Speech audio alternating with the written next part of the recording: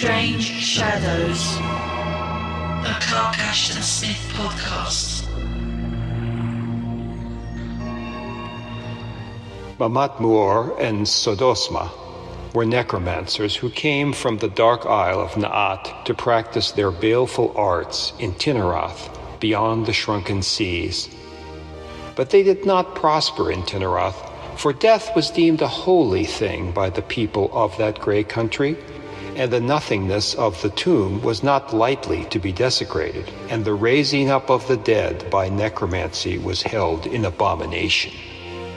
So, after a short interval, Mamat Muor and Sodosma were driven forth by the anger of the inhabitants, and were compelled to flee towards Kinkor, a desert of the south, which was peopled only by the bones and mummies of a race that the pestilence had slain in former time. The land into which they went lay drear and leprous and ashen below the huge ember-colored sun. Its crumbling rocks and deathly solitudes of sand would have struck terror into the hearts of common men, and, since they had been thrust out into that barren place without food or sustenance, the plight of the sorcerers might well have seemed a desperate one. But, smiling secretly, with the air of conquerors who tread the approaches of a long-coveted realm, Sodosma and Mamat Muor walked steadily on into Kinkor. Greetings, folks, and welcome to Season 3, Episode 15 of Strange Shadows, the Clark Ashton Smith podcast. The voice you heard there was David D Perlmutter reading the opening paragraph of today's story. I'm one of your hosts, Tim Mendes. And I'm the other one, Rob Poyton. And just before we started, I just wanted to mention, now I have to put this in the perspective that neither Tim or I, let's say we're technologically challenged, but as far as I understand it, this podcast is now going out on a wide range of podcasting platforms, including Apple and many others. And I believe there is a facility on many of them to leave a review. So if you're enjoying the show, please do leave a review wherever you can. I'm sure it will help us in all sorts of wonderful ways. Arcane algorithm magic. I don't know. Arcane algorithm. That's good. I like that. Yeah. Well, it is. It's all kind of like witchcraft to me. I don't understand. Yeah. It's that thing, isn't it? I assume you had the same voyage of discovery that I did with Monster in My Bed podcast. Clicked in the Buzzsprout thing and all this list of podcast hosting things came up, and I haven't heard of 90% of them. Absolutely. And I struggle even trying to sign in to the Apple podcast service. I've not even managed to work. Well, I can't. I haven't managed to figure that out yet. I've actually got my nephews coming up to visit in a few weeks' time. I shall get in to have a look. Brilliant. Absolutely brilliant. That's the way to do it. I mean, I can program the timer on the VHS player. Same. Which my dad couldn't do, right? So, I like to feel I'm passing on the torch to the next generation. Do you think we're just sort of lost in the generation gap somewhere? Mate, I think we're just lost in general. Oh, yeah, there you go. So today's story is a personal favourite, and definitely one of my favourite Smith stories. Same. The Empire of the Necromancers. We're back in Zothique, of course, and I think, as we often say, this is Smith in his element, isn't it? Yeah, it's interesting because I think this is the first one that actually explicitly says it's Zothique, whereas we've had a previous story that has sort of retconned into Zothique, but it was never actually said it was Zothique. So, because I've got a little bit about that later on. But yeah, this is quintessential Smith, isn't it? From the decadence and there's a bit of necromantic rompy-pumpy going on, and it's just And I thought, interestingly enough, although the language, of course, is very good, it's not quite as baroque as I expected going through this, rereading it again. In fact, when it comes to favourite words, I struggled to find any. I mean, of course, a lot of these words we will have covered already. But even that aside, there weren't many words that I could specifically pick out. Now, there are a couple of wonderful phrases. And I think there's a band name and a music genre coming up as well. Yeah, what I noticed about I think it's because of all the Smith that we've covered so far, this is one of the more character driven. Yes. It's actually, there's not so much talking about the landscape or the environment around them. It's a lot more talking about these two ne'er-do-wells. And there's a lot more dialogue than you actually get in a lot of Smith stories as well. So I think it's a trade-off. Yeah. You know, because he's not talking about the colours and things like that. He's more talking about people and bones. So I think there's less scope for poetry in that kind of thing. Yeah, that's a very good point, I think. And I suppose in that sense, it's more akin to Zeros than some of the other stories. It has more of that D&D sort of feel, doesn't it? Indeed, I would actually put it on the same sort of peg in terms of Smith stories with that and 39 Girdles and Gaiuses and you know, that kind of thing. So I mentioned our favourite words now. Shall we start with those? Indeed. My first one is contumelious, which is insolent or insulting language or treatment. I'm going to remember that. It's nice, isn't it? That's very nice. Don't you come in here with your contumelious, pal. You can leave your contumelious at the door. Exactly. You bastard. I want to hear Sean Bean say that. My first choice is sere, S-E-R-E, which means dried up and withered, which is a fair description of most of the people in this story, I think. Absolutely. Absolutely. My next one is arrogated, which is one of them words that I've seen a lot and I've inferred the meaning of it, but I never actually knew the actual meaning of it, if you know what I mean. It basically means to take or claim something without justification. Ah, interesting. So kind of like an archaic word for twocking. You know, that was a very Manchester thing. A very Manchester thing. We had that in London as well. Oh yeah. He twocked this car last night. You know. Yeah, we had tickle the dog's ass as well. TDA, taking and driving away. Yeah. And my next choice is lich, which I'm sure everyone knows means basically a corpse.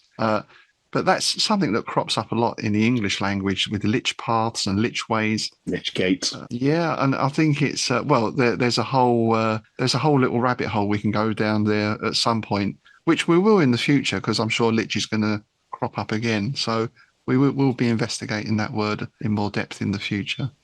Yeah, indeed. My final one is dubitable, which is a belief or conclusion which is open to doubt. Nice. Very nice. So, how is the publication history on this? I believe this was a Weird Tales story. Indeed it was, yeah. This is actually, quite a short and sweet publication history here. Smith wrote this at the same time as the two previous stories, Invisible City and Immortals of Mercury. And it's interesting because if you look at it like that, you can see that was probably being written as a palate cleanser. Because of, Smith wasn't a massive fan of the science fiction stuff of writing it. So he's just like, oh, God, if I've got to write more of this, I'm going to write something about necromancers at the same time, just to take the edge off it a bit. And it was completed on January the 7th, which is my birthday, randomly, 1932. And Smith subbed it to Farnsworth Wright, where it was, drum roll, please, accepted. My word. Yeah. What's the strike rate? It seems it was about 1 in 5 was accepted first time or something. It's quite a low strike rate, isn't it? It is very strange, isn't it? Especially when you look at some of the other stories that he likes this, but he didn't like that. Yeah. You get the impression that he was as changeable as the bloody weather. Just, but Wright, by all accounts, absolutely loved this story. He thought it was one of Smith's best. And it was published in the September 1932 issue of Weird Tales and was voted the most popular story in that particular issue. Ah. Yeah. Now, Smith was also a fan of this story, in stark contrast to the previous two that I mentioned, where he called them both trite.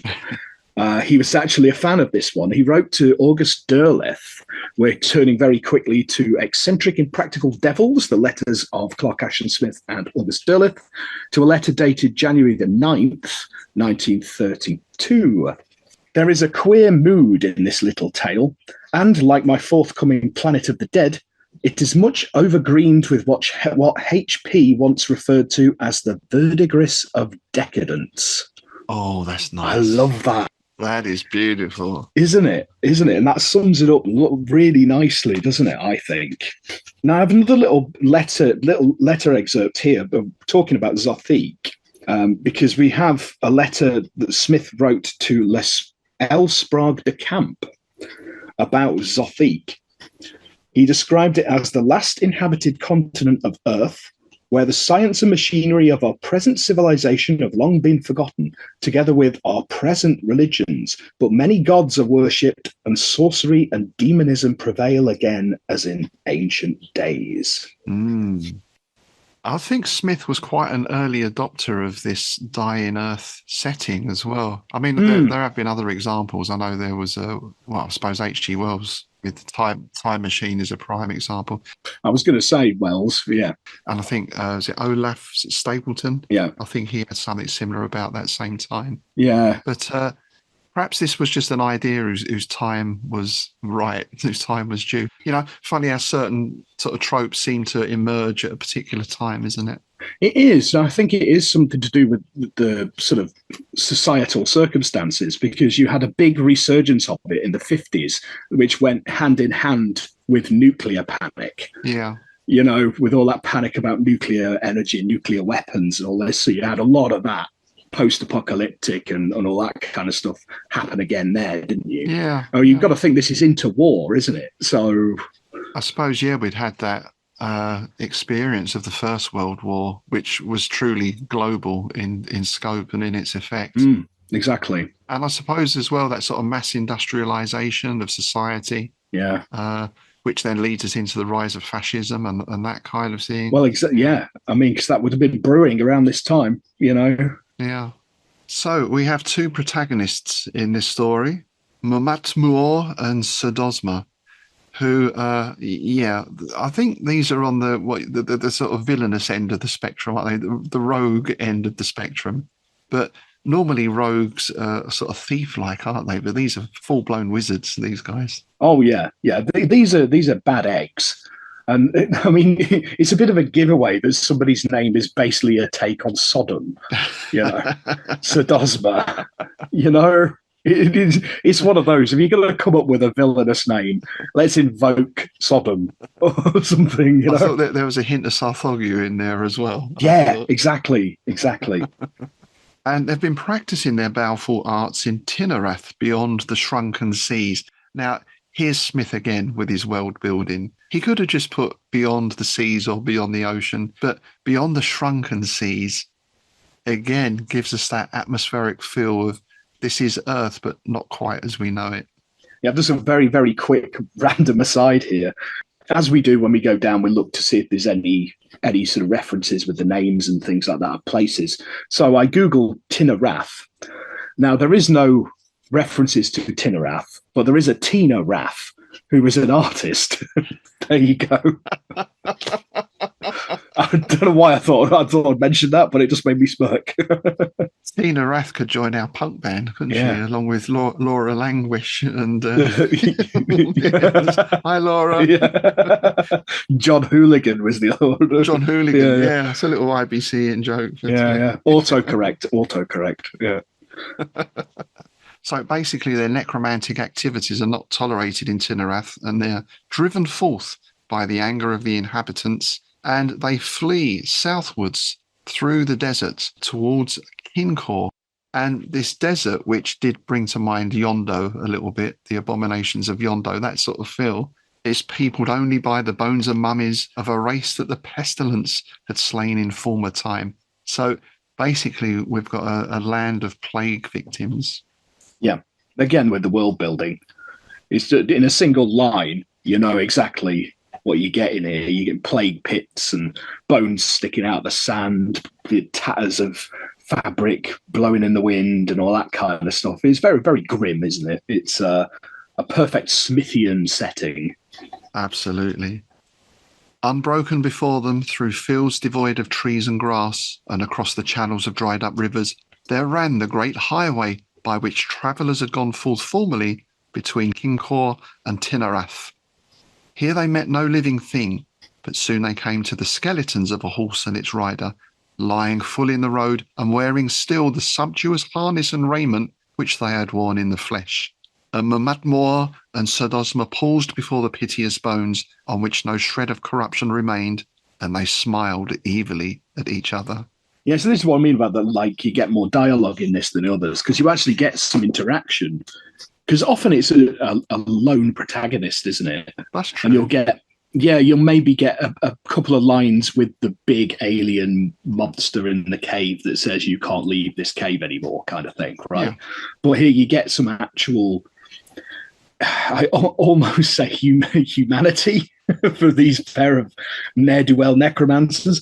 But it's the steed shall be yours, said Mamatmor, since you are little the elder of us two, and are thus entitled to precedence, and the rider shall serve us both, and be the first to acknowledge fealty to us in Tincor.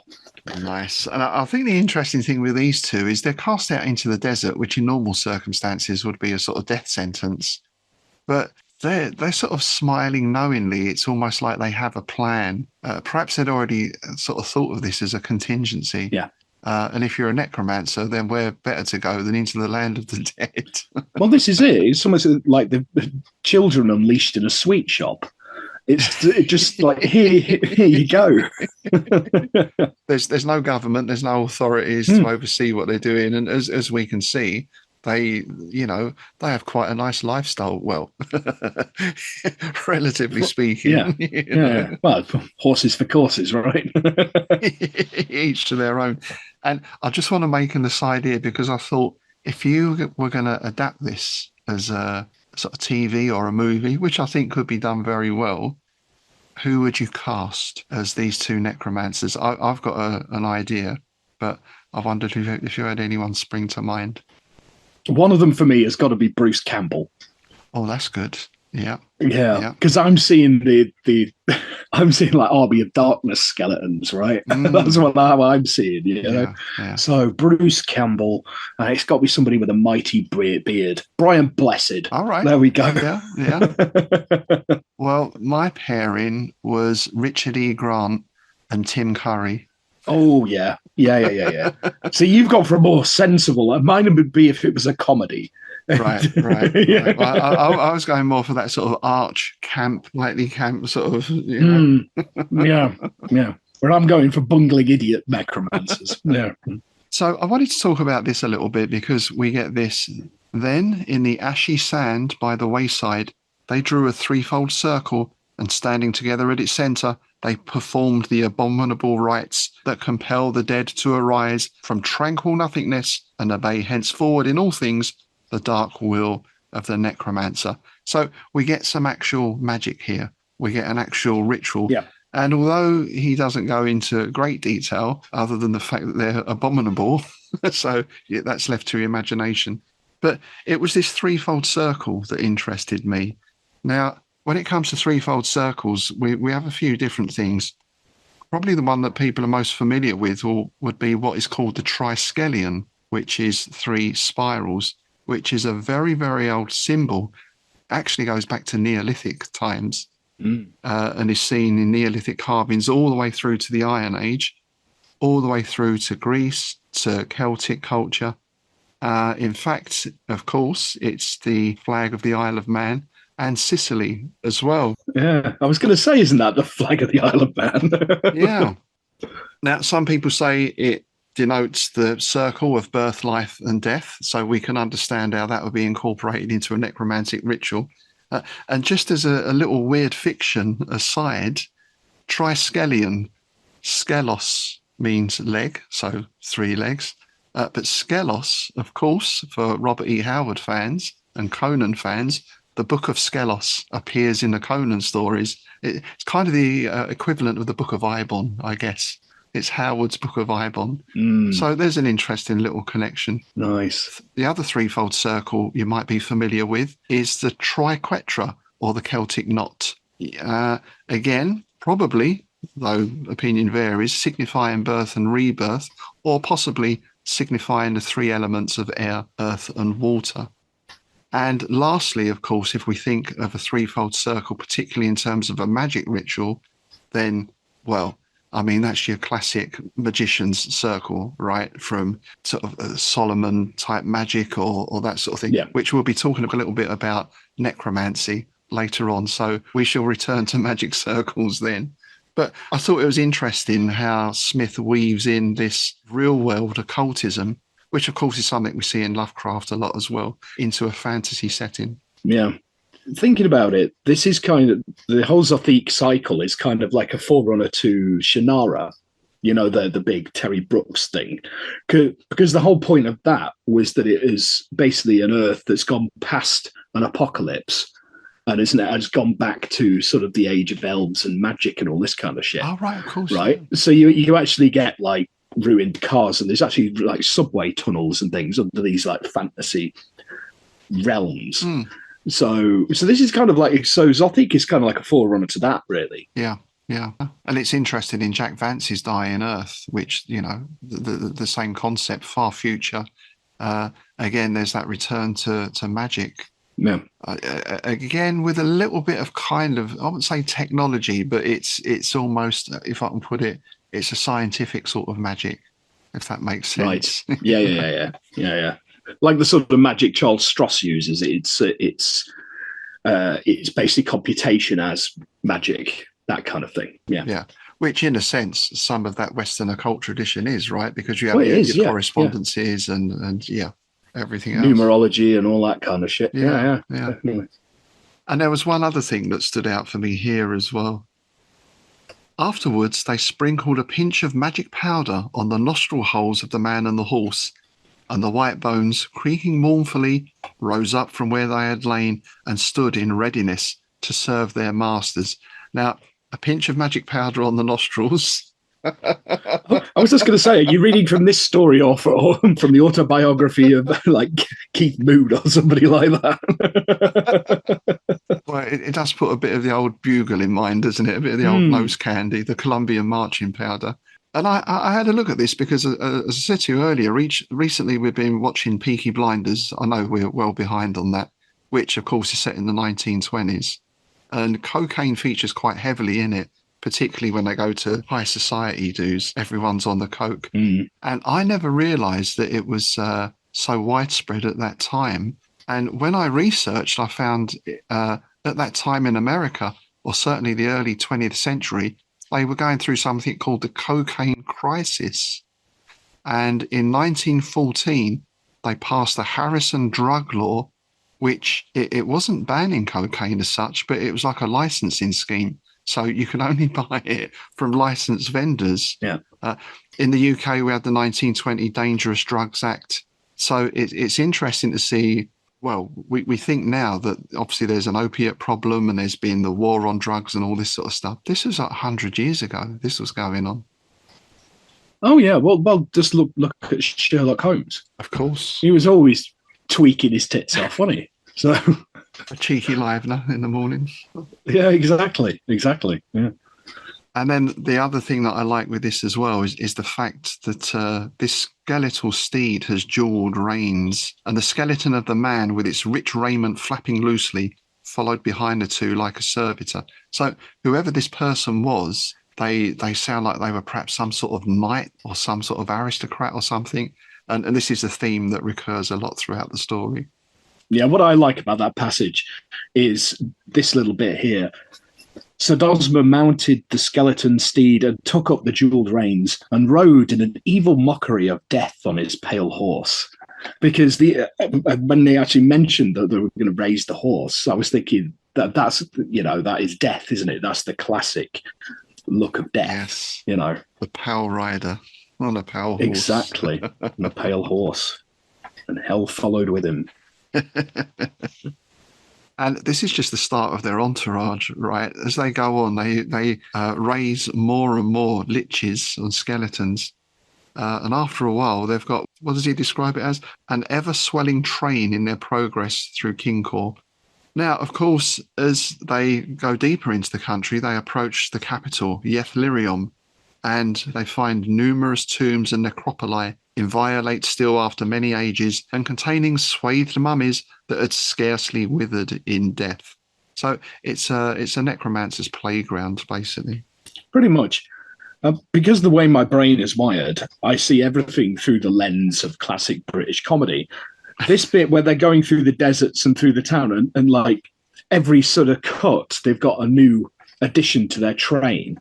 It kind of reminded me of the Benny Hill chase scenes, because it'd start off with a couple of nurses and then he'd trip over a bus driver and the bus driver would join in the chase. And so he'd knock something out of somebody's hand and they'd join the chase. It's that kind of thing as well, isn't it? Oh, that's beautiful. Now I'm hearing with sort of mummies and lumbering skeletons. And somebody needs to do that. Somebody needs to make that video. Someone out there, please do. And they don't just, they're not just raising these for fun. They put them to work. Some they commanded to sow and till the desert fields and hoist water from the sunken wells. Others they left at diverse tasks, such as the mummies had performed in life. The century-long silence was broken by the noise and tumult of myriad activities, and the lank liches of weavers toiled at their shuttles, and the corpses of ploughmen followed their furrows behind carrion oxen. This it's a little bit like that. Is it that Bruegel painting, The Triumph of Death? It's this society has come back to life. Yes, but it's all skeletons and mummies doing the work. It's incredible. Yeah, it's a brilliant image when you think about it. But yeah, it does remind me of that painting. That's something that jumped into my head. It also reminded me of the old Funny Bones thing. When you had a little skeleton dog and little skeletons doing their day-to-day tasks. Yeah.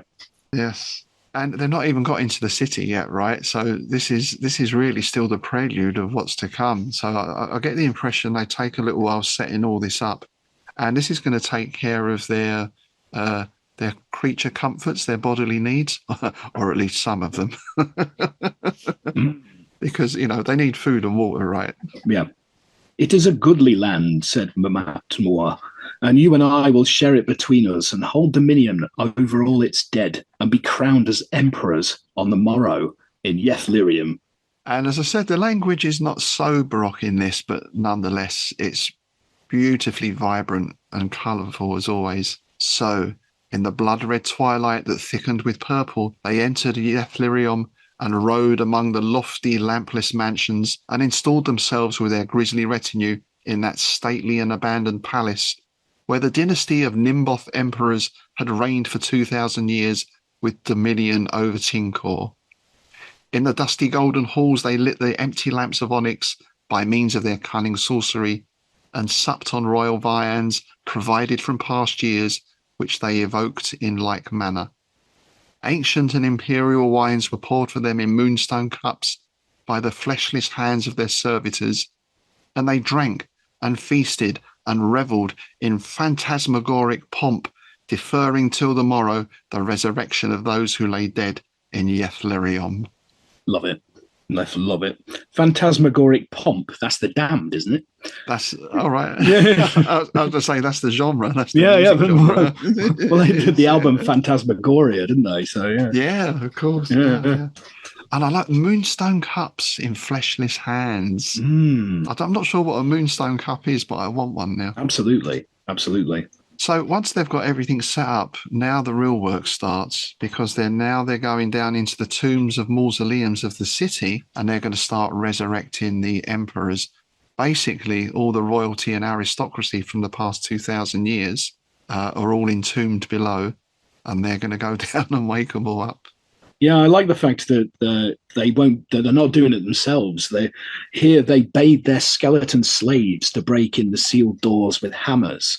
And then with their sinful tyrannous incantations, they called forth the imperial mummies. So you get this impression already that these guys are really sort of lazy. And they're sort of giving into sloth already, aren't they? It's the start of that decline, which happens in a lot of Smith's stories. You know what's happening, because it's not going to be long before they give in to gluttony and lust. Absolutely, absolutely. And it's interesting, isn't it? They talk about being emperors, and as we see in a moment here, they take the thrones, right? In the immense throne room, they mount the double thrones. Yep. Amid the assembled emperors in gorgeous and funereal state, they were invested with sovereignty by the sere hands of the mummy of Hestion, earliest of the Nimboth line. So they're actually crowned as emperors. You might think, right, they're going to raise this huge army of undead and they're going to go back and invade the country they were kicked out from. But no, they're quite happy just to loll around, drinking wine, and, well, we can talk about what else they were doing in a moment. Yeah, it's interesting because that is the ultimate end game. But this is what I mean. It's like that can wait. I'm having fun here. And you do get the impression that it is that sort of revenge thing now. Is to, like, they've been treated like crap, so they're going to treat everybody else like crap now. And if it's an old emperor that they've risen from the dead, more's the better, you know? There is a hint of greed as well here in terms of gems and everything else. Mm-hmm. Reigning supreme over all the dead of Sincor by virtue of their malign magic, they exercised a baleful despotism. Tribute was borne to them by fleshless porters from outlying realms, and plague-eaten corpses and tall mummies, scented with mortuary balsams, went to and fro upon their errands in Yathrilium, or heaped before their greedy eyes from inexhaustible vaults the cobweb-blackened gold and dusty gems of antique time. I love cobweb-blackened gold. That's really good. It's brilliant, isn't it? It's it's a great little phrase. So basically, they're setting themselves up as despots, as rulers. They're getting paid tribute, and it's almost as though their influence is spreading. I mean, they must be reanimating all these corpses themselves, but it's almost as though things are animating themselves in some way. Perhaps their necromantic influence is sort of spreading out like a ripple. Oh, but yeah, possibly. You know, who knows what powers they got going on. And yeah, this is where we get mention of less savoury things. He's talking about dead labourers making their palace gardens to bloom with long perished flowers. Liches and skeletons toiled for them in the mines, or reared superb fantastic towers to the dying sun. Those that were the fairest, whom the plague and the worm had not ravaged overmuch, they took for their lemans and made to serve their necrophilic lust. Necrophilic lust. That's a band. That's a goth band, right? that is there. I mean, if there were two words that summed up Smith. Yes. Necrophilic lust. Yeah. And there's one other word in there that really makes me shudder, is that overmuched. So if they said whom the plague and the worm had not ravaged, that's bad enough, right? You know, but had not ravaged overmuch. Overmuch. So just a nibble. Just a little bit missing it. Just keep your face turned that way, please. That is quite grim. Isn't it? Yeah. But beautifully grim. Now, we can move into the second part, and this is where it's interesting, because now it's like the perspective switches, and it switches to the dead themselves. Mm-hmm. In particular, the youngest and last of the Nimboth emperors, called Ilero, who had died in the first month of the plague and had lain in his high-built mausoleum for 200 years before the coming of the Necromancers.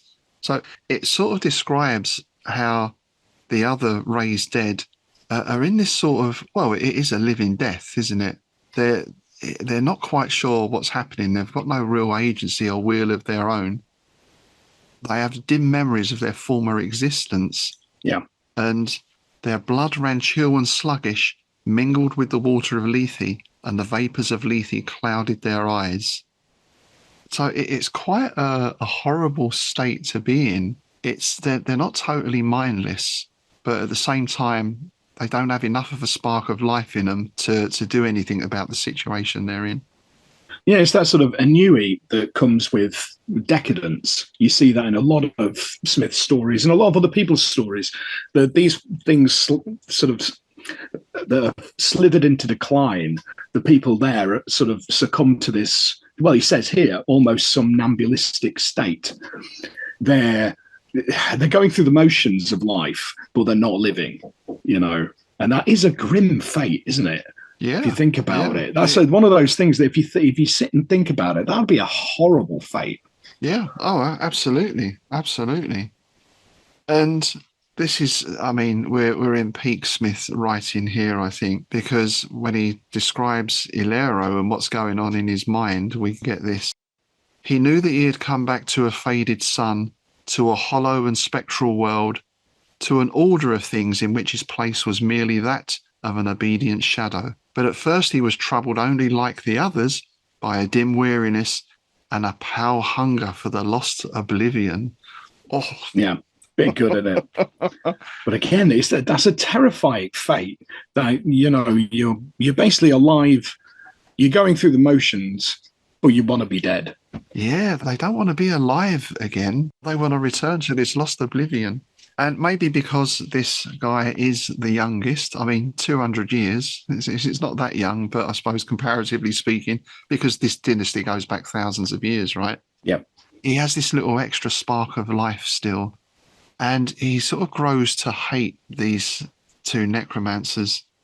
Day by day, as a cupbearer in the halls where he had ruled aforetime, Ilero saw the doings of Mamatmor and Sodosma. He saw their caprices of cruelty and lust, their growing drunkenness and gluttony. He watched them wallow in their necromantic luxury and become lax with indolence, gross with indulgence. They neglected the study of their art, they forgot many of their spells, but still they ruled, mighty and formidable, and, lolling on couches of purple and rose, they planned to lead an army of the dead against Tinarath. So they do have that ambition. They do want to get their revenge. But I kind of get the feeling that that'll probably never happen. Next week. Yeah, next week. I mean, I couldn't help be reminded of ancient Rome here.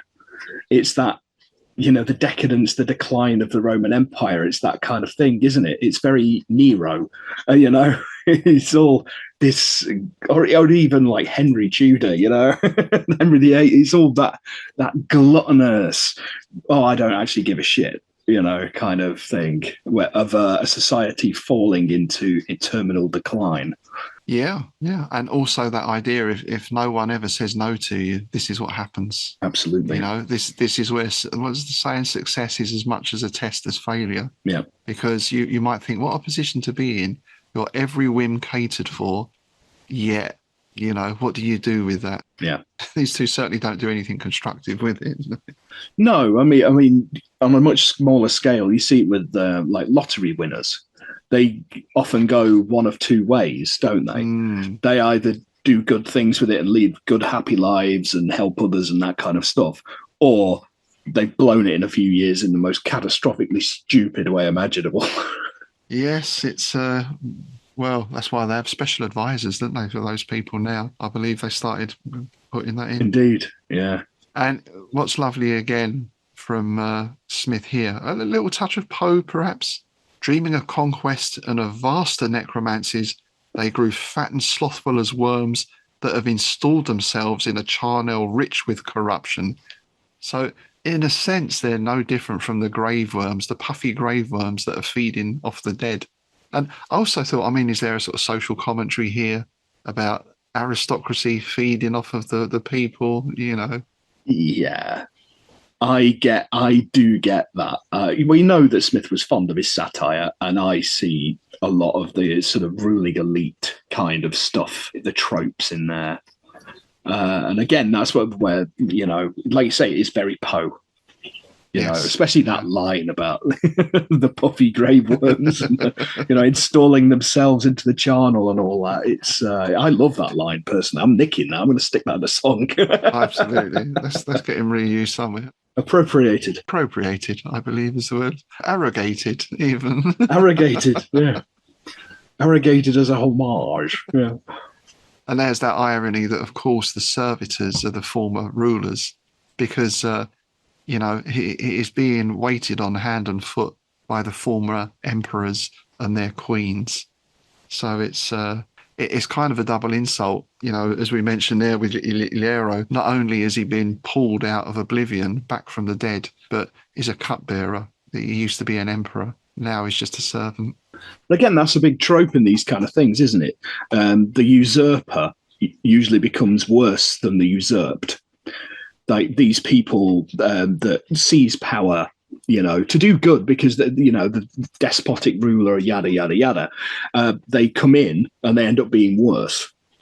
It's something you see in all kinds of fiction to this day. You see a lot of TV shows go with that kind of thing, don't they? Really, I mean, Game of Thrones, for instance, right? I mean, it's that kind of stuff. Sure. And yeah, it's done beautifully well here because that is exactly what it is. It's those bastards have cast us out. We're the downtrodden. Blah blah blah. We're going to raise our own empire and be worse than them. And be even worse. Yeah. And I thought another sort of trope we get here as well is this sort of, I'm thinking of Planet of the Apes in particular, or even of some of the zombie films where that underclass starts to turn. Mm-hmm. They start to show signs of intelligence. They start to organize, and there's rebellion brewing. And what Illyrio does is this spark seems to grow in him the more he sees. So he goes to see Hestion, who we mentioned earlier, the eldest emperor, who was also a great sorcerer. And he has a chat with his ancestor, his great, however many times grandfather, presumably.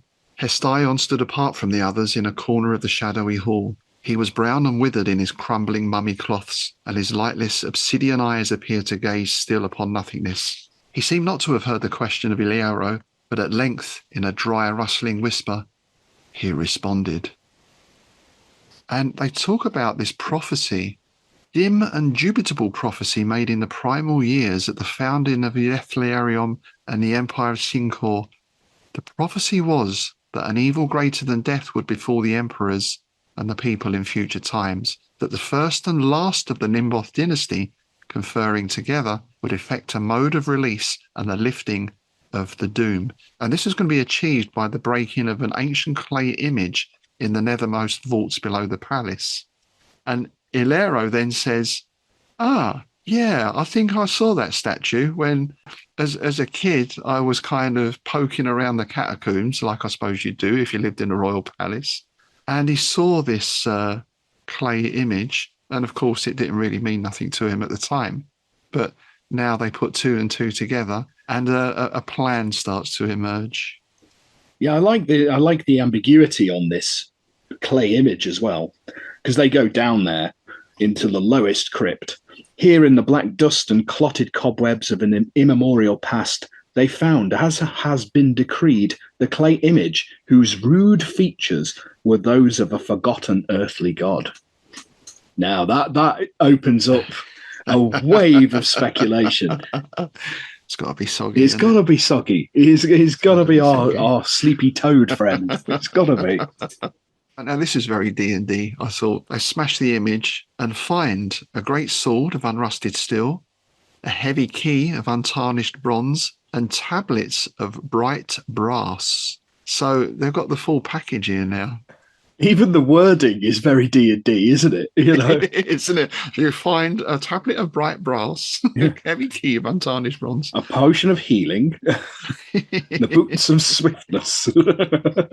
So they read the tablets and they find that what they have to do is unlock the low, narrow door at the end of the nethermost vault, which now they have the key to do. And this leads them to coiling steps of somber stone that led downward to an undiscovered abyss where the sunken fires of earth still burned. So this sort of fiery pit they come to, a bit like sort of a Mines of Moria or something. And is there a bullrog in there? Yeah, it also reminds me of some of the stories featuring Zothique, that he's quite often in a pit, a lightless pit, and at like Naka as well. Yeah, it's the Seven Gaiuses. Yeah. So that's that part done. They've opened the doors. The way to the abyss is now clear. The next thing they do is go up to the necromancers and with the sword cut their heads off, because the two are in a drunken stupor, of course. I love how unfussed this is. They just go up and go, right, whop, whop, done, sorted. No mucking about. And then quarter them as well. It's very, that's it, you know. It's very matter of fact, isn't it? It's what need. But I think that's the difference that makes them the heroes of the piece as opposed to them, because there's no pleasure in it. It's just what they have to do. They're just following instructions, right, from the tablets. Whereas the necromancers are obviously loving every minute of the horrors they're doing, and that's what separates the good from the bad in this sort of grey area story. You know, as good and bad as it gets in in Zothique. Yeah, exactly, absolutely. And this was lovely as well. And the necromancers gave up their unclean lives and lay supine without movement, adding a deeper red to the rose and a brighter hue to the sad purple of their couches. That's a nice way to describe gore, isn't it? I really liked that. That's one of those things that I visualized as I was reading it, you know. And now word goes out to all the risen dead. And I thought, what a fantastic scene this would make in a movie. The dead emperors and empresses stirred like autumn leaves in a sudden wind, and a whisper passed among them and went forth from the palace to be communicated at length by devious ways to all the dead of Sincor. And what happens is they all start coming into the palace. By wavering torches or the light of the failing sun, an endless army of plague-eaten liches, of tattered skeletons poured in a ghastly torrent through the streets of Yethlerium and along the palace hall where Hastaion stood guard above the slain necromancers. And basically, they all proceed down into the vaults, down those long steps, and fling themselves into the clean annihilation of the bottomless flames. So they're sort of taking themselves back into death, but beyond any chance of resurrection. It's a beautiful image, this procession. But again, because of the random backwards way my brain is wired, I kept thinking of the old video game Lemmings. You know, that's how I was seeing it. I was hearing the as they chuck themselves into the abyss. You know, see, the music I've got going this time is Sanson's Dance Macabre.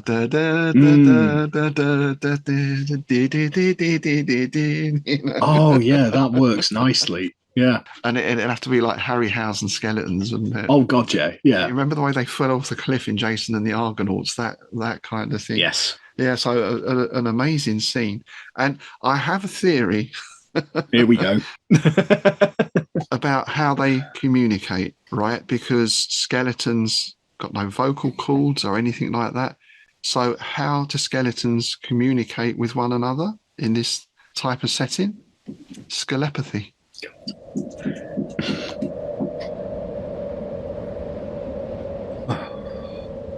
Skelepathy. Now, I'd like to take full credit for that, but I have to give a tip of the hat here to Luke at Bedford Gladiators Club, who came up with that idea, and I think it's genius. Skelepathy. Well, it's funny. You're funny you brought that up actually, because a couple of pages back, when they get stuck on the throne, it does actually mention that. Then all the descendants of Hestaion crowding the room in a great throng, acclaimed with toneless, echo-like voices. So I'm hearing that sort of ethereal, you know, there'd be a lot of a reverse effect on it and a bit of a pause stretch and lots of reverb. That's how I would do it in. Nice. Sepulchral. Sepulchral. Oh, skelepathy. Oh, God. That's a corker. I could actually see you mentally making a sand roll at that point. Yes. Yeah. I very nearly failed it as well. Oh, dear. So that's really the end of the story. And it's almost sweet in a way, isn't it? The way this wraps up, at least for the... inverted commas, good guys. So in tranquil silence, with no further need of words, Iliero and Hestaion passed through the open door of the nether vault, and Iliero locked the door behind them with its key of untarnished bronze. And thence, by the coiling stairs, they wended their way to the verge of the sunken flames, and were one with their kinsfolk and their people in the last ultimate nothingness. But of Mamatmur and Sodosma, Men say that their quartered bodies crawl to and fro to this day in Yethlerium, finding no peace or respite from their doom of life in death, and seeking vainly through the black maze of nether vaults the door that was locked by Iliero. Yeah, it's a lovely Conte Cruel ending, isn't it? Because before going off and ditching themselves into the flame, they brought them back the same way. Use his which is in those yes, tablets, indeed. Right? The instructions that was the final instruction, wasn't it? I love that. Yeah. Whoever wrote those instructions, just like, right then, get the bastards. And there's that beautiful description of the heads, kind of with the eyes moving around and all that sort of thing. Again, so visual, so cinematic. Yeah. Yes, I'm surprised this hasn't been done as an animation or something, because you get a lot of adaptations of things for like the H.P. Lovecraft Film Festival, and you get quite a lot of stop motion stuff and animation stuff. This would make a brilliant 15-minute animated short. Yeah, because the length of it's easily doable. I mean, it takes 15 minutes to read it pretty much, right? It's quite a short story, so it would certainly fit into that time frame. And as stop motion, that would be fantastic, I think. Wouldn't it? Yeah. So if there's any animators out there, you know what you need to do. There you go. Yes. So, yeah, I think it really is top tier Smith. And I think the aspect of it I like the most is the fact that these two are just so irredeemable. They're rotters through and through, if I can use that word. Well, I think that's why this definitely falls into the Conte Cruel category, because like the Death is an Elephant, that was another one that was a great example of Smith dabbling in that medium. Again, complete irredeemable arsehole. Yeah. You got double trouble here, and their ending is equally grim. Yes, and I like that thing at the end where to this day. Yeah. So this is someone reading this in the future, right? And to this day, those little body parts are still kind of writhing around. Again, that's not a fate you want, is it? No. Again, that's quite a trope we see now in some horror films. I'm sure there were some Hammer films. What was the film? There was body parts had been wrapped up in brown wrapping paper with string, and they were all moving. Yes. I mean, the thing is, that's an image that's happened a few times. Well, Return of the Sorcerer is another one. Of course, yeah. Yeah. But yeah, no, that in the brown paper with the string, I can see it. Was it Asylum? Was it one of the sections in Asylum? Might have been Asylum, possibly. Yeah. I'm pretty sure it was an Amicus movie. It might have been Tales from the Crypt or one of those. But I'm pretty sure it was one of those anthology films as well. Moving Parts or something. Yeah. That's quite a good story title. Moving Parts. Moving Parts. So I wanted to finish off just talking about necromancy a little bit, because the history of this I thought was quite interesting. The meaning has changed somewhat over the years. If we look back to the original, the Latin, what it really referred to was divination by conjuration of the dead. So it's much more about divination and talking to the dead rather than reanimation. All the mancies were. Catoptromancy was the divination with mirrors and scrying and all that kind of Geomancy, stuff. Geomancy, right? Yeah. And of course, it's from the Greek necromantia, which is that's even better word than necromancy, I think. Anything with a K in it just looks cool to me. Both of which have been turned into names for goth bands. So there you go. It had to be. It just had to be. The first actual English use is 15th century, so quite late.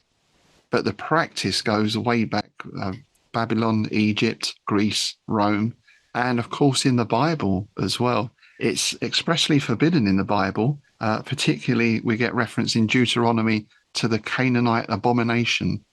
And an interesting thing here was the word, I'm probably going to pronounce this wrong, oboth, which was the word used for this practice.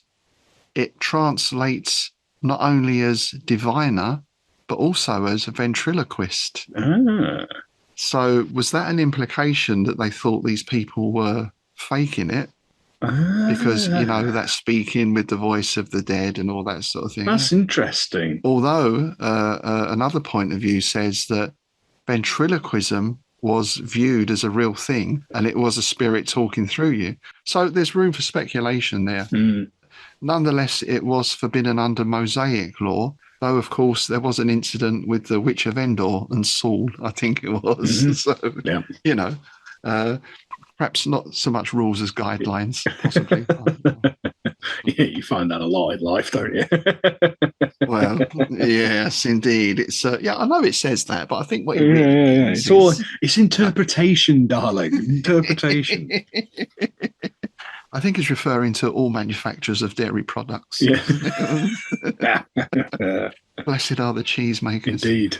The practice continued into the Middle Ages, and this is where we get the first change. Then it became more about conjuring demons. So again, for divination, but also to gain knowledge or to gain power.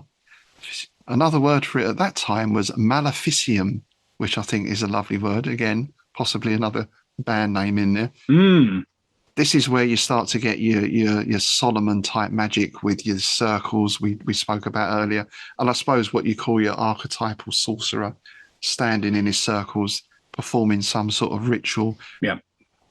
There are more likely various plants involved, belladonna, black henbane, that kind of stuff going on as well. Oh yeah.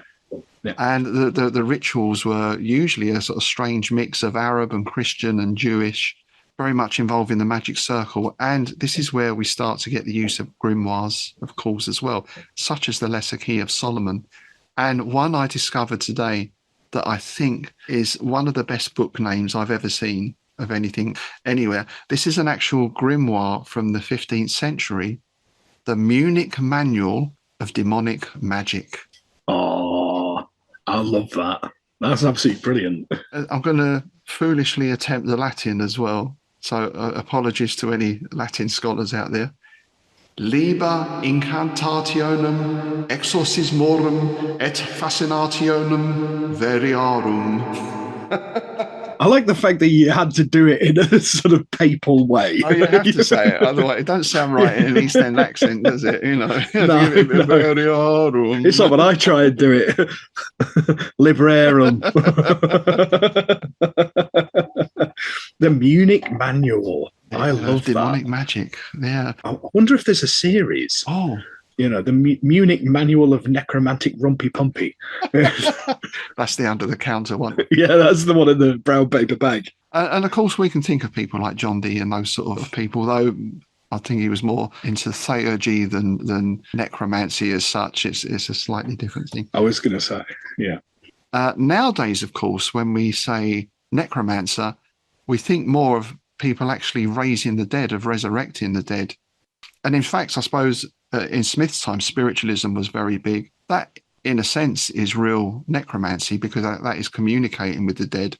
But that sort of became its own thing, doesn't it, really? And nowadays, when you think of spiritualism or mediums, no one would really call those necromancers. But your necromancer is your guy who's making zombies or raising skeletons, that sort of stuff. That's interesting, isn't it? Yeah, so Joseph Kerwin in Charles Dexter Ward would be the sort of the old definition of a necromancer. Yeah. Calling up the dead with their essential salts to commune with them and divination, that kind of thing. Yeah. So there you go. Yeah, just don't call up anything you can't put down. Well played, sir. Well played. And of course, the other interesting thing is, as we moved into a more scientific age, you had your necromancers, but now more in the form of Dr. Frankenstein, yes, Herbert West, these kind of people. Yes. So they were not using ritual magic, but using science, inverted commas, in order to resurrect the dead. And I think I'm right in saying in that the edition of Weird Tales that published this story, they were continuing the series of Frankenstein, right? They were serializing Frankenstein. Oh, yes. Oh, yes. And didn't that cause an absolute shitstorm? That flame war ran and ran, I believe. It's still going in the issues, though, because I looked to see if there was any mention of Smith's stories, as I do. There was nothing in the letters aside from that it got voted best story. But what there was still a load of people moaning about the serialization of classics. Because, one of which was Robert Bloch, who was saying, if you're going to reprint stories, it should be stories that have already appeared in Weird Tales, and keep Weird Tales weird. Because to his mind, and a lot of other people, August Derleth included, he was another one who was very vocal about it, that it should be, that's mainstream. Right. Frankenstein is mainstream. That doesn't need serializing, whereas these people like Lovecraft and themselves, they need to get their stories out there. You know, which I get. As a writer myself, I totally get where they're coming from. And I've got to say, I'm with them. You know, I can totally see it from that perspective, and it does seem odd. I'm not sure what sort of seller Frankenstein was, but it certainly would have been extremely well known. So yeah, to sort of take up space in a magazine devoted to up and coming writers with something like that does seem a strange editorial decision. And you would have thought that anyone who wanted to read Frankenstein would have bought the book by now. It's not like it had just come out, is it? Well, that's pretty much what I think it's Donald Wandry who says exactly that. And also says that basically it's just a cheap way of filling pages without having to pay for a story. Right. Well, there you go. Yeah. Yes. So, of course, there are fictional necromancers as well. Probably the most well-known would be Tolkien, Sauron, the necromancer of Dol Guldur. And, of course, Lord of the Rings also features the Barrow Wights, which I can't quite remember their origin, but I've got a feeling it might have been Sauron who raised them from the dead. I'm sure Tolkien fans out there will soon let me know if I'm wrong on that. I'm not mentioning Rings of Power. I'm not even going to go there. I was about to duck under the desk. I've just watched, I think it's episode 5, where they encounter the Barrow Wights for the first time. Galadriel and co have a fight with the undead. Oh, looks great. But as far as the lore goes, I don't know. I haven't touched that series yet. It does look good. I'll say that. And of course, these days we've got zombies everywhere, right? I mean, and again, it's interesting now. The zombies are generally not raised by a magic ritual. It's normally like a virus or some sort of chemical thing, right? I like the hand wavy reason in Night of the Living Dead. It was space radiation from a meteorite. Well, it could happen. Because you got to think again, because at the time that was made, it was the tail end of that I mentioned earlier, that 50s panic about science and nuclear stuff, and nuclear fallout and all that kind of stuff. So he was playing on them kind of fears, really. Yeah. There's a little hint of colour out of space in that as well, isn't there? Yeah. He was sort of there's that sort of Cold War tension as well, you know. You know, so that kind of mutually assured destruction kind of thing. Who's going to be left? The zombies. Yes, and the giant beetles, according to Mr. Lovecraft. Of course. It's funny you mentioned the zombie thing, because what I was thinking about earlier, you know, with the guy, I can't pronounce it, the main guy who decides that he's going to stand up against these chaps, Illyrium or something. Yeah. But anyway, he reminded me, because you mentioned it, about you find in these zombie films that after a while they start learning. Yes. I was reminded of Bub from Day of the Dead. Yes, that's exactly it. And at some point his face changes, doesn't it? And he sort of goes, hang on a minute. Yeah. Yeah, interesting. Yeah. And because he does exactly that. He turns against them, his oppressors, them nutcase military guys. Which again plays into that idea of this is actually social commentary. Absolutely. Right? Like Dawn of the Dead with the shopping mall and all the rest of it. Yeah, I think Romero knew what he was on about. Oh, yeah. Well, each film was a pot shot at a different thing, because you had consumerism, and then the military-industrial complex, and then the sort of the underclass, wasn't it? Yeah, and all that kind of stuff. The rich were sort of indeed in their city, land. Yeah. Yes, interesting stuff. And now I want to do a little plug here.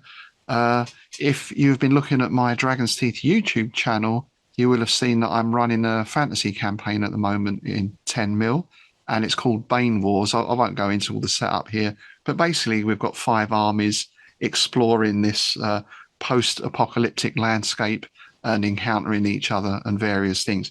We've just finished the first part of that, and it went so well and so many good ideas came up that I'm going to be converting that into a series of novellas. And I've been running the vampire type army, whose commander is the Queen of Bones.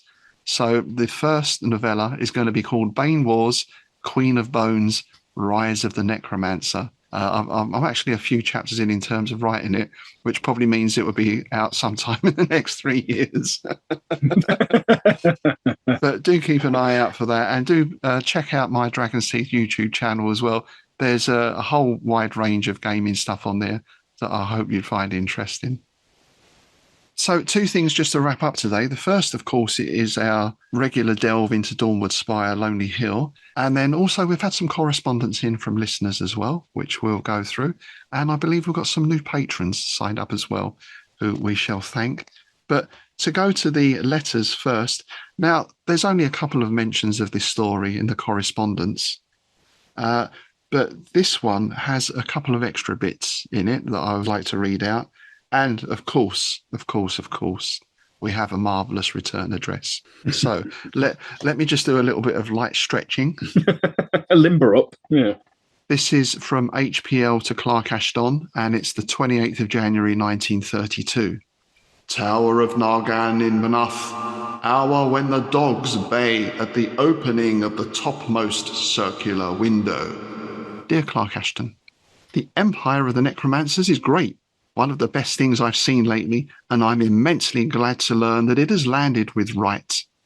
Derleth also liked it, and I feel sure Wandre will. What you suggest about the Immortals of Mercury sounds alluring, even though concessions to Claytonism may have been made. And then he goes on to say this, and here's a little mention of one of Lovecraft's own stories and what he thinks of it that I thought was interesting.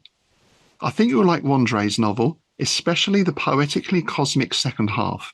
One of the chapters about takes the prize for underground horror.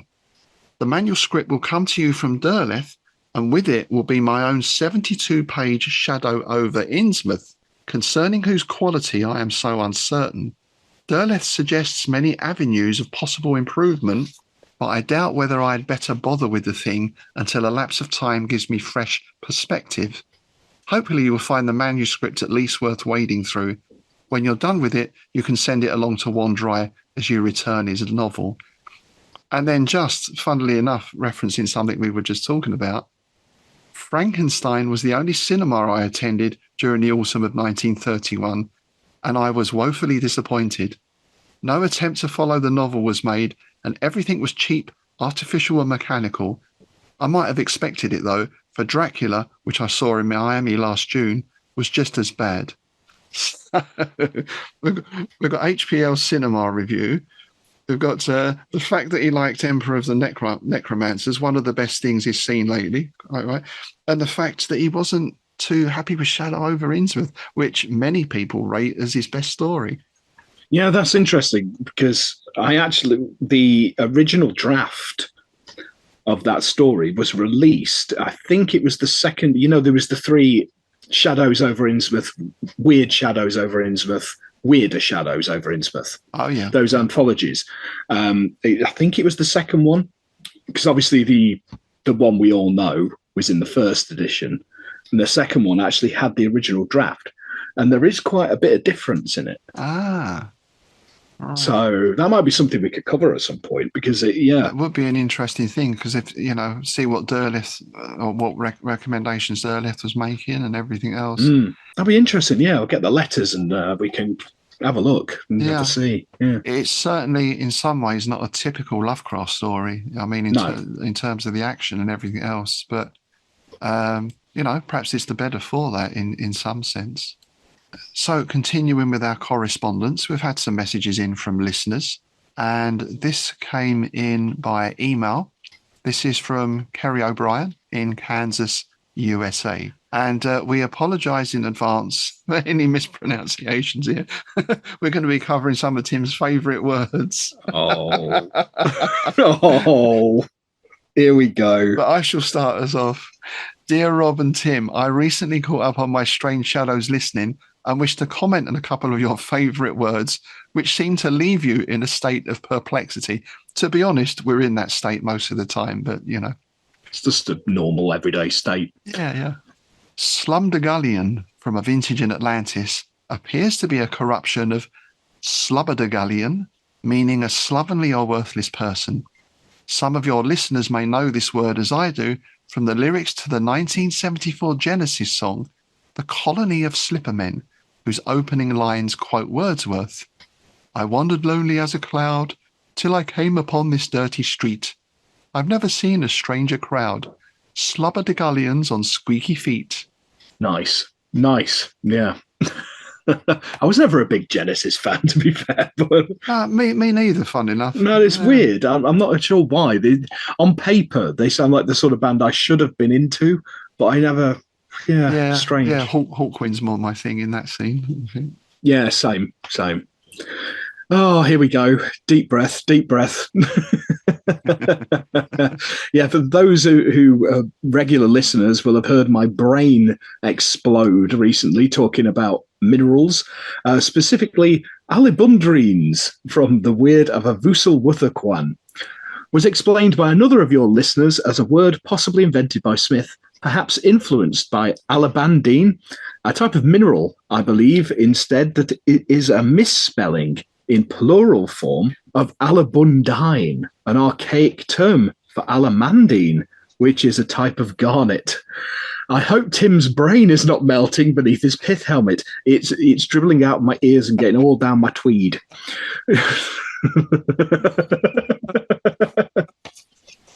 Thanks for that. Oh, that's brilliant. Thanks a lot for that, Kerry. Thanks for sending that in. That is really great. So we've had some other messages in on YouTube as well, particularly from Valzane Lumivix. I hope I've pronounced that correctly. So speaking of pronunciation, this is referring to the Invisible City. As someone with some grasp of German, I couldn't suppress a chuckle when you read the German words. By the way, the German V is pronounced like an English F. Yes, I'm sure it is.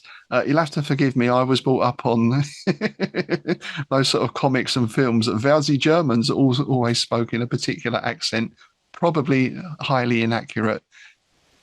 Also on The Invisible City, Valzane writes, I found this story more engaging and enjoyable than some of Smith's science fiction stories, but Lovecraft's In the Walls of Eryx easily trumps this one. I agree. Yeah. Yep, I think so. It's been a while since I read it, but I agree on both fronts. But I said at the time that that was one of my favourite of the science fictions. Yeah, it's yeah.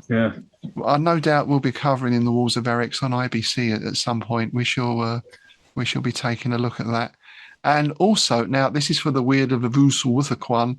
It's interesting that one of you saw the parallels with The Merchant of Venice. I was reminded of the Shakespeare play when I read this story and wondered if CAS was inspired by the character of Shylock. Short answer is, I don't know. I had a quick look through the letters and couldn't find any references. But, I mean, Smith must have been familiar with Shakespeare, obviously. So, yeah, we'll be doing some further investigation into that. And finally, this is on the Nameless Offspring episode. Valzane writes, my rendition of a Mythos bingo sentence. There arose an ululating cry within the non-Euclidean structure, complete with gambrel roofs, which broke the sepulchral silence of the night, illumined by a gibbous moon. Nice. I like it. Yeah. That's excellent. That's really good. Thank you. Yes, you hit everything there, I think. Was Cyclopean in there?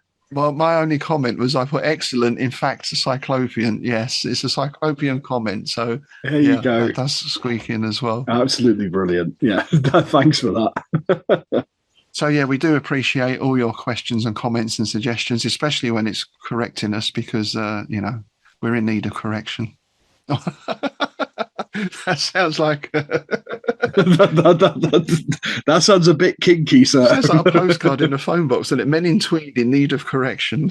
Call this number. Madam Bencroft's House of Corrections. Chiswick. Yes. Luncheon vouchers accepted. Yeah. So yeah, please do keep your comments coming in, and we'd also like to welcome some new patrons as well. Thanks very much to Stuart Price and Catherine Hargrave for signing up, and we'd like to thank all the rest of our patrons also. So a big thank you to Stephen Vincent, Alan Brignall, Mitch Keith, Lee Williams, Ekaterina Sareva, Niels Hedgelin, Liam Spinarge, Martin Thorison, Dominic Allen, Ulrich de Vetter, Mark Jenkins, Greg Benedicto, and David A. Riley. And to A.T. Johnson, Gary Pennington, Brett Kramer, Steve Mayer, Ralph Grasso, Wingate Stites, Justin Woodman, Lee Clark Zumper, Rick Seam, Chris Carr, Stu Price, and Russell Journey. Yes, thanks very much. We do appreciate your support. And I think we're going to be seeing some of you next week at the Innsmouth Literary Festival. Because, of course, as a patron of the show, you get free entry to any event that we organise, as well as your copy of Innsmouth News and various other benefits. So we look forward to seeing you there, those of you who can make it. Those patrons who can't make it, we will be filming all the talks and panels, and we'll get those out to you in the Junus, of course. If you'd like to join our merry band, then do check out our Patreon site. You can also subscribe to us on Buzzsprout as well, and that will give you access to all our bonus episodes. So thanks again for joining us today, folks. Now, we are going to take a short break because, of course, we've got the ILF coming up, and it's all hands to the tentacle to get things sorted for that. But we shall be putting something out over the next couple of weeks. We'll probably put out a reading or something, and then we will return to normal service after that. With The Seed from the Sepulchre, I believe, is going to be our next story. Indeed it is. So thanks again for joining us today. It's goodbye from me, Rob Poyton. And it's goodbye from me, Tim Mendes.